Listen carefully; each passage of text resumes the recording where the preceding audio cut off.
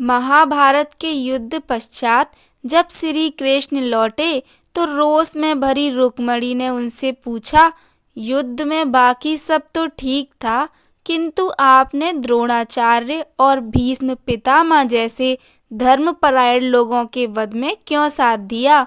श्री कृष्ण ने उत्तर दिया, ये सही है कि उन दोनों ने जीवन भर धर्म का पालन किया, किंतु उनके किए एक पाप ने उनके सारे पुण्यों को नष्ट कर दिया। वो कौन से पाप थे?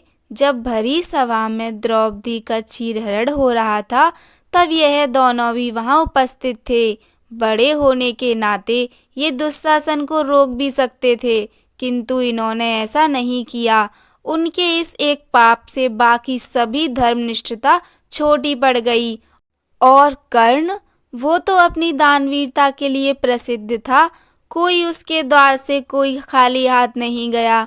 उसकी मृत्यु में आपने क्यों सहयोग किया? उसकी क्या गलती थी? हे प्रिय, तुम सत्य कह रही हो। वह अपनी दानवीरता के लिए प्रसिद्ध था और उसने कभी किसी को ना नहीं कहा। किंतु जब अभिमन्यु सभी युद्ध वीरों को धूल चटाने के बाद युद्ध क्षेत्र में घायल हुआ भूमि पर पड़ा था तो उसने कर्ण से पानी मांगा। कर्ण जहाँ खड़ा था उसके पास पानी का एक गड्ढा था, किंतु कर्ण ने मरते हुए अभिमन्यु को पानी नहीं दिया। इसलिए उसका जीवन भर दान वीरता से कमाया हुआ पुण्य नष्ट हो गया। बाद में उसी गड्ढे में उसके रथ का पहिया फंस गया और वो मारा गया।